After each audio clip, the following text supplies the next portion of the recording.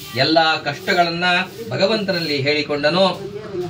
ಆಗ ವೃದ್ಧ ವೇಷಧಾರಿಯಾದಂತಹ ಬ್ರಾಹ್ಮಣ, ಎಲೈ ಬ್ರಾಹ್ಮಣನೇ, ಸತ್ಯನಾರಾಯಣನೆಂದು ಹೇಳಲ್ಪಡುವ ವಿಷ್ಣುವಿನ ಕಥೆಯನ್ನ ಹೇಳುತ್ತೇನೆ ಕೇಳು.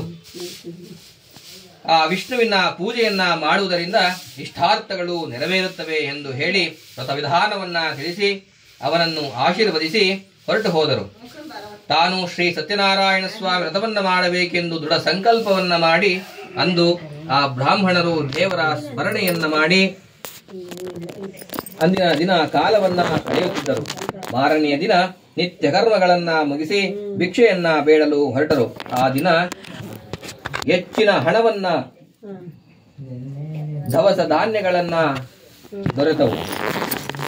ಸಂತುಷ್ಟನಾದಂತಹ ಆ ಬ್ರಾಹ್ಮಣ ಅದೇ ಪದಾರ್ಥಗಳಿಂದ ಬಂಧುಗಳನ್ನ ಒಡಗೂಡಿ ಭಕ್ತಿಪೂರ್ವಕವಾಗಿ ಶ್ರೀ ಸತ್ಯನಾರಾಯಣ ಸ್ವಾಮಿಯ ಪೂಜೆಯನ್ನ ವಿಧಿಪೂರ್ವಕವಾಗಿ ಮಾಡಿದರು. ಅಂದಿನಿಂದ ಆತನ ದರಿದ್ರ ನಾಶವಾಯಿತು. ಸುಖವಾಗಿ ಬಾಳಿದನು. ಅಂತ್ಯದಲ್ಲಿ ವಿಷ್ಣು ಸಾಹಿತ್ಯವನ್ನ ಪಡೆದನು. ಸೂತ ಮಹರ್ಷಿಗಳು ಪುನಃ ಹೇಳುವರು, ಎಲೈ ಋಷಿಮಣಿಗಳಿರ, ಪೂರ್ವೋಕ್ತ ಬ್ರಾಹ್ಮಣನು ಒಂದು ದಿವಸ ವ್ರತವನ್ನ ಮಾಡುತ್ತಿರುವನಾಗಿ ಸೌದೆ ಮಾರುವವನು ಒಂದು ದಿವಸ ಬಾಯಾರಿಕೆಯಿಂದಾಗಿ ಆ ಬ್ರಾಹ್ಮಣನ ಮನೆಯ ಮುಂದೆ ಬಂದು ನಿಂತು ನೀರಿಗಾಗಿ ಬೇಡಿದನು. ಅಲ್ಲಿ ಆ ಬ್ರಾಹ್ಮಣನು ಭಕ್ತಿಯಿಂದ ಪೂಜೆ ಮಾಡುತ್ತಿದ್ದನು. ತಾವು ಮಾಡುತ್ತಿರುವ ವ್ರತ ಯಾವುದು ಎಂದು ವಿವರವನ್ನ ತಿಳಿದುಕೊಂಡು ತೀರ್ಥ ಪ್ರಸಾದವನ್ನ ಸ್ವೀಕರಿಸಿ ಹೊರಟು ಹೋದನು. ತಾನು ಆ ವ್ರತವನ್ನ ಮಾಡಬೇಕು ಎಂದು ಸಂಕಲ್ಪವನ್ನ ಮಾಡಿ ಆ ಪಟ್ಟಣದಲ್ಲಿ ಶ್ರೀಮಂತರು ಇರುವ ಜಾಗದಲ್ಲಿ ಹೋಗಿ ಸೌದೆಯನ್ನ ಮಾರಲು ಹೋದನು. ಎಂದಿಗಿಂತಲೂ ದ್ವಿಗುಣವಾದಂತಹ ಹಣವು ಲಭಿಸಿತು. ಅದೆಲ್ಲವನ್ನ ವೆಚ್ಚ ಮಾಡಿ ಶ್ರೀ ಸತ್ಯನಾರಾಯಣ ಸ್ವಾಮಿಯ ವ್ರತವನ್ನ ತನ್ನ ಬಂಧುಗಳನ್ನು ಒಡಗೂಡಿ ಭಕ್ತಿಯಿಂದ ಆಚರಿಸಿದನು. ಸ್ವಾಮಿಯ ವ್ರತ ಪ್ರಭಾವದಿಂದ ಆತನು ಹೆಚ್ಚು ಹೆಚ್ಚು ಸಂಪಾದನೆ ಮಾಡಿ ಧನ ಧಾನ್ಯ ಪುತ್ರ ಪೌತ್ರಾದಿಗಳಿಂದ ಸುಖವಾಗಿದ್ದನು. ಅಲ್ಲಿ ಬಹುಕಾಲ ಬಾಳಿ ಕಡೆಗೆ ವಿಷ್ಣು ಸಾಹಿತ್ಯವನ್ನ ಪಡೆದನು. ಇಲ್ಲಿಗೆ ಸ್ಕಾಂಧ ಪುರಾಣದ ರೇವಾಖಂಡದ ಶ್ರೀ ಸತ್ಯನಾರಾಯಣ ಸ್ವಾಮಿ ವ್ರತಾಕಥೆಯ ದ್ವಿತೀಯಾಧ್ಯಾಯ ಸಂಪೂರ್ಣ.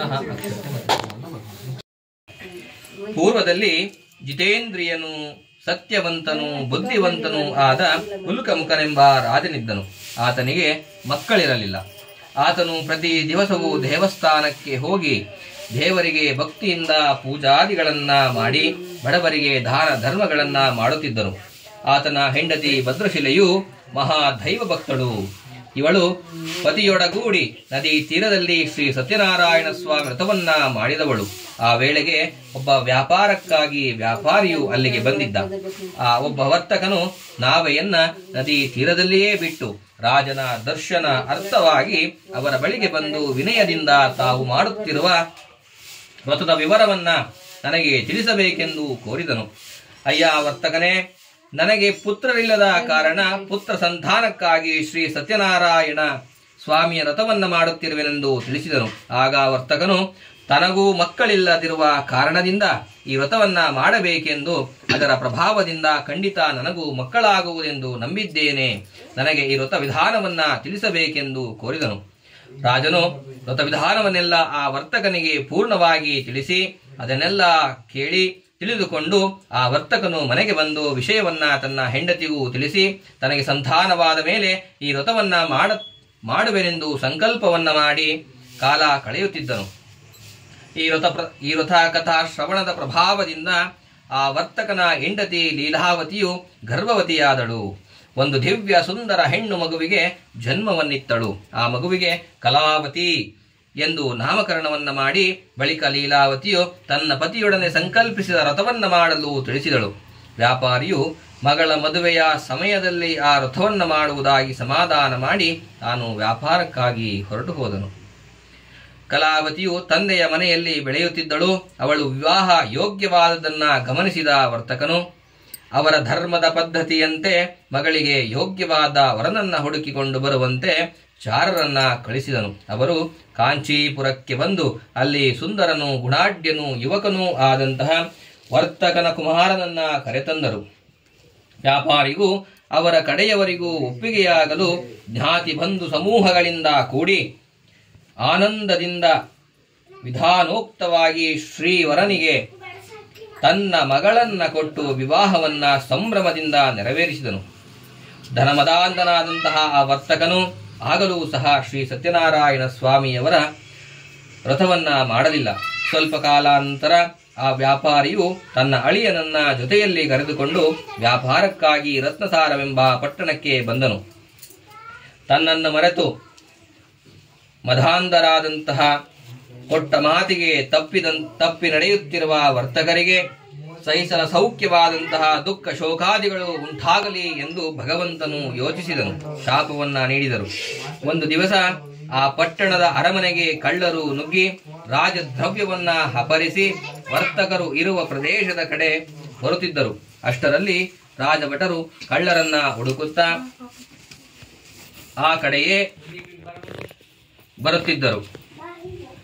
ಆ ವರ್ತಕರ ಬಳಿಯೇ ರಾಜದ್ರವ್ಯವು ಇರುವುದನ್ನ ಕಂಡು ಈ ವರ್ತಕರೇ ಅದನ್ನ ಕದ್ದಿರುವರು ಅಥವಾ ಕದ್ದು ತಂದಿರುವರು ಎಂದು ಭಾವಿಸಿ ಅಲ್ಲಿ ಧನ ಸಹಿತವಾಗಿ ಆ ವರ್ತಕರನ್ನ ಬಂಧಿಸಿ ಇವರೇ ಕಳ್ಳರು ಎಂದು ಬಂಧಿಸಿ ರಾಜನಲ್ಲಿಗೆ ಹಿಡಿದು ತಂದು ವಿಚಾರಿಸದೆಯೇ ಶಿಕ್ಷೆಯನ್ನ ಕೊಡಿಸಬೇಕೆಂದು ಭಿನ್ನಯಿಸಿದರು. ಆ ಚಂದ್ರಕೇತು ರಾಜನು ಅವರೀರ್ವರನ್ನ ಕಾರಾಗೃಹದಲ್ಲಿ ಇರಿಸಿ ಅವರ ಸರ್ವಸ್ವವನ್ನ ಬೊಕ್ಕಸಕ್ಕೆ ಸೇರಿಸಿಕೊಂಡು ಶ್ರೀ ಸತ್ಯನಾರಾಯಣ ಸ್ವಾಮಿಯ ಕೋಪದ ಫಲವಾಗಿ ಇವರ ಮಾತು ಯಾರೂ ಸಹ ಆಲಿಸಲೂ ಇಲ್ಲ, ವಿಚಾರಿಸಲೂ ಸಹ ಇಲ್ಲ. ಆ ಕಡೆ ಈ ವ್ಯಾಪಾರಿಯ ಮನೆಗೆ ಕಳ್ಳರು ನುಗ್ಗಿ ದ್ರವ್ಯವೆಲ್ಲವೂ ಅಪಹರಿಸಿದರು. ಅದರಿಂದಾಗಿ ಲೀಲಾವತಿ ಮತ್ತು ಕಲಾವತಿಯರು ಅನ್ನ ಆಹಾರಗಳಿಗೂ ಅವಕಾಶವಿಲ್ಲದೆ ಭಿಕ್ಷೆ ಬೇಡುವಂತಾಯಿತು. ಒಂದು ದಿವಸ ಕಲಾವತಿಯು ಭಿಕ್ಷೆಗಾಗಿ ಒಬ್ಬ ಬ್ರಾಹ್ಮಣರ ಮನೆಯಲ್ಲಿ ನಡೆಯುತ್ತಿದ್ದ ಶ್ರೀ ಸತ್ಯನಾರಾಯಣ ಸ್ವಾಮಿ ವ್ರತ ಮಾಡುವುದನ್ನ ಕಂಡು ವ್ರತ ಮುಗಿಯುವವರೆಗೂ ಅಲ್ಲಿಯೇ ಇದ್ದು ಭಕ್ತಿಯಿಂದ ದೇವರಿಗೆ ಅರಸಿಕೊಂಡು ಪ್ರಸಾದವನ್ನ ಭಕ್ಷಿಸಿ ಮನೆಗೆ ಬಂದಳು. ಲೀಲಾವತಿಯು ಮಗಳನ್ನ ಕುರಿತು, ಅಮ್ಮ ಮಗಳೇ, ನೀನು ಇಷ್ಟು ಹೊತ್ತು ಎಲ್ಲಿಗೆ ಹೋಗಿದ್ದೆ? ತಡವಾಗಿ ಬರಲು ಕಾರಣವೇನು ಎಂದು ಕೇಳಲು ಅದಕ್ಕೆ ಕಲಾವತಿಯು, ನಾನು ಒಬ್ಬ ಬ್ರಾಹ್ಮಣರ ಮನೆಯಲ್ಲಿ ನಡೆಯುತ್ತಿದ್ದ ಶ್ರೀ ಸತ್ಯನಾರಾಯಣ ಸ್ವಾಮಿ ವ್ರತವನ್ನ ಮುಗಿಸಿಕೊಂಡು ಪ್ರಸಾದವನ್ನ ಸ್ವೀಕರಿಸಿ ಬಂದೆ ಎಂದು ಹೇಳಿದಳು. ಆಗ ಲೀಲಾವತಿಯು ತಾನು ಆ ವ್ರತವನ್ನ ಮಾಡಲು ಯತ್ನಿಸಿ ತನ್ನ ಗಂಡನ ಅಪರಾಧವನ್ನ ಮನ್ನಿಸಬೇಕೆಂದು ತಮ್ಮನ್ನ ಆಶೀರ್ವದಿಸಬೇಕೆಂದು ಪ್ರಾರ್ಥಿಸಿಕೊಂಡಳು. ತನ್ನ ಪತಿಯು ಅಳಿಯನು ಸುಖವಾಗಿ ತಮ್ಮ ಊರಿಗೆ ಬರುವಂತೆ ಅನುಗ್ರಹಿಸಬೇಕೆಂದು ಬೇಡಿಕೊಂಡಳು. ಅವಳ ಭಕ್ತಿಗೆ ಪೂಜೆಗೆ ಸಂತುಷ್ಟನಾದ ಶ್ರೀ ಸತ್ಯನಾರಾಯಣ ಸ್ವಾಮಿಯು ಆ ದಿನ ರಾತ್ರಿ ರಾಜ ಚಂದ್ರಕೇತುವಿನ ಕನಸಿನಲ್ಲಿ ಕಾಣಿಸಿಕೊಂಡು, ನೀನು ಬಂಧನದಲ್ಲಿ ಇಟ್ಟಿರುವ ವ್ಯಾಪಾರಿಗಳು ಕಳ್ಳರಲ್ಲ, ಅವರನ್ನ ಬಿಟ್ಟು ಬಿಡು, ಅವರ ದ್ರವ್ಯವನ್ನ ಅವರಿಗೆ ಕೊಟ್ಟು ಬಿಡು, ಇಲ್ಲದಿದ್ದರೆ ನಿನಗೆ ತೊಂದರೆಯಾಗುತ್ತದೆ. ರಾಜನು ಎಚ್ಚೆತ್ತು ಮಾರನೆಯ ದಿನ ಆ ವ್ಯಾಪಾರಿಗಳನ್ನ ಬಿಡುಗಡೆ ಮಾಡಿ ಅವರಿಗೆ ಸಮಾಧಾನ ಮಾಡಿ ಅವರಿಂದ ವಶಪಡಿಸಿಕೊಂಡಿದ್ದ ಅವರ ದ್ರವ್ಯಕ್ಕಿಂತ ದ್ವಿಗುಣವಾಗಿ ದ್ರವ್ಯವನ್ನ ಕೊಟ್ಟು ಅವರನ್ನ ಸತ್ಕರಿಸಿ ಅವರ ಸ್ಥಳಕ್ಕೆ ಹೊರಡಬೇಕೆಂದು ತಿಳಿಸಿದನು. ಆಗ ವ್ಯಾಪಾರಿಗಳು ರಾಜನಿಗೆ ನಮಸ್ಕರಿಸಿ ಅವರಿಬ್ಬರ ಸ್ಥಳಕ್ಕೆ ಹೊರಟರು. ಸೂತ ಮಹರ್ಷಿಗಳು ಶೌಗಾನಾದಿಗಳಿಗೆ ಹೇಳಿದರೆಂಬಲ್ಲಿಗೆ ಸ್ಕಾಂಧ ಪುರಾಣದ ರೇವಾಖಂಡದ ಶ್ರೀ ಸತ್ಯವತಿ ಸಮೇತನಾದಂತಹ ಶ್ರೀ ಸತ್ಯನಾರಾಯಣ ಸ್ವಾಮಿ ವೃಥಾಕಥೆಯ ತೃತೀಯ ಅಧ್ಯಾಯ ಸಂಪೂರ್ಣ. ಸನ್ಯಾಸಿಯನ್ನ ಹುಡುಕುತ್ತಾ ಬಂದರು.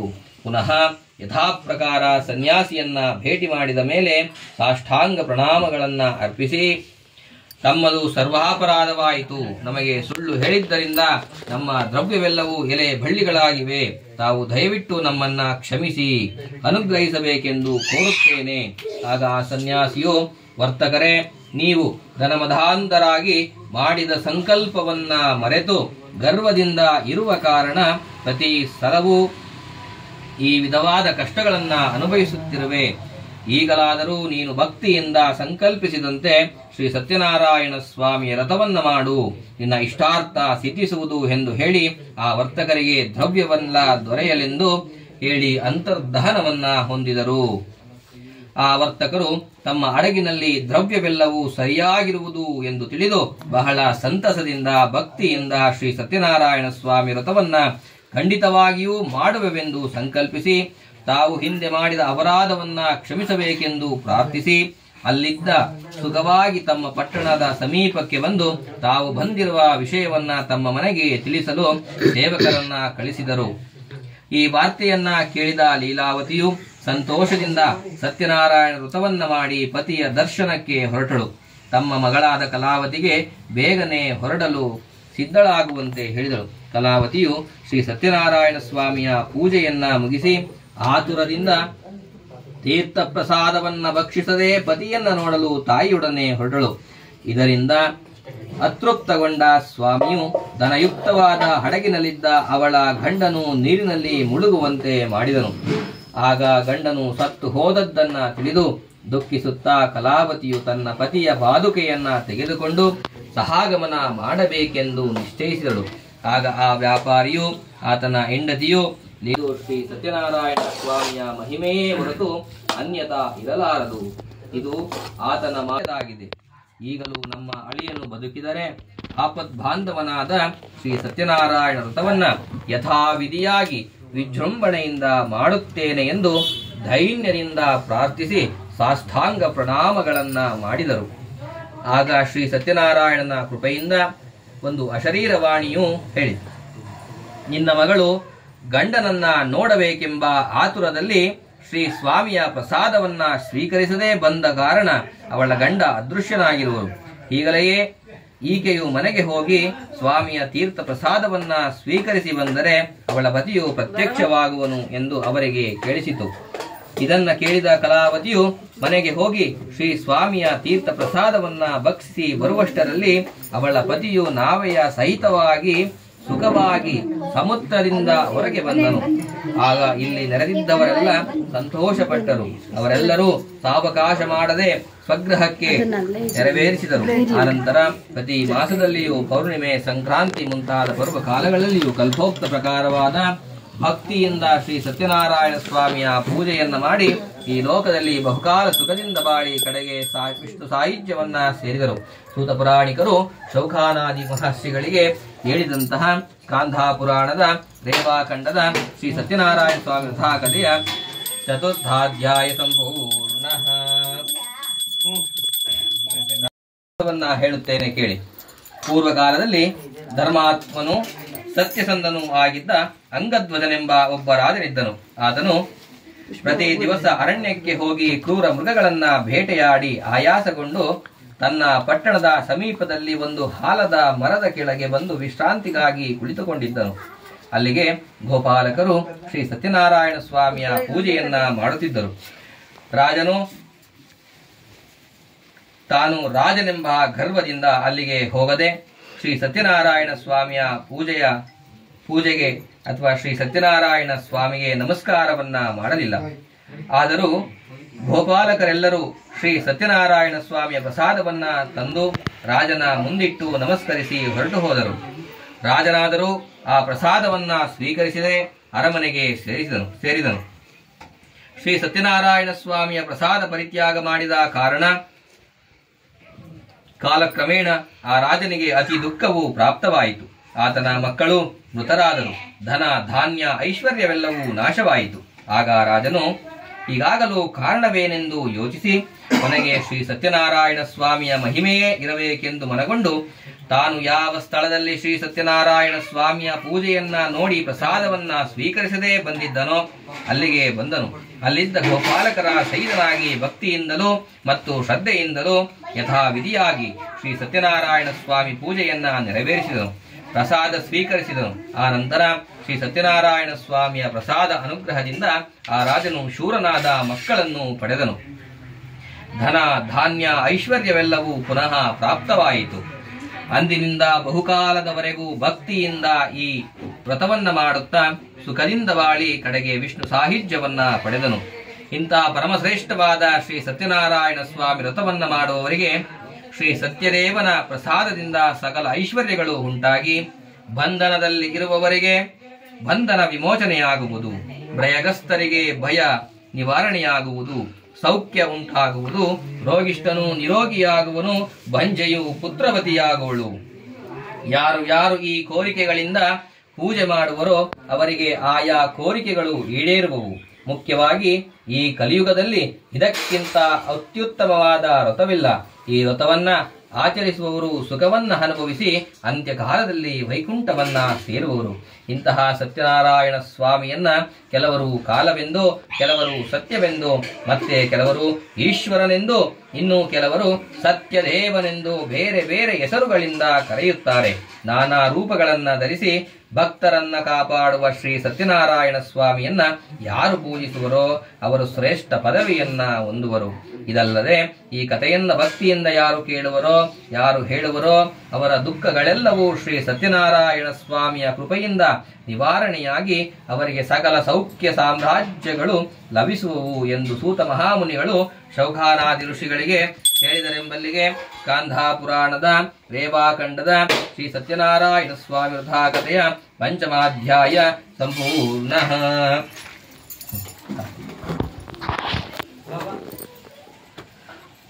ಶ್ರೀರಾಮ ರಾಮ ರಾಮೇತಿ ರಮೇ ರಾಮೇ ಮನೋರಮೇ ಸಹಸ್ರನಾಮತುಲ್ಯಂ ರಾಮನಾಮೋ ವರಾನನೇ.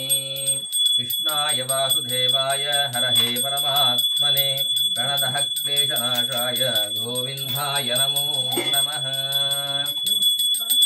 ಅಧ್ಯಾಶ್ರೀ ಸತ್ಯವತಿ ಸಮೇತ ಶ್ರೀ ಸತ್ಯನಾರಾಯಣ ಸ್ವಾಮಿ ದೇವತಾಭ್ಯೋ ನಮಃ. ಆನೇನ ಪಂಚಮಾಗದಾಧ್ಯಾಯ ಶ್ರವಣೇನ ಅದ್ಯತಾ ಮಧ್ಯಂ ಕದಲೀ ಫಲಹಾರಂ ನಾರಿಕೇಲಂ ಸಮರ್ಪಯಾಮಿ. ಏಲಾಲಾವಂಗ ಕರ್ಪೂರ ಸಹಿತ ಪ್ರಪೂಜ್ಯತಂ ಸಮರ್ಪಯಾಮಿ.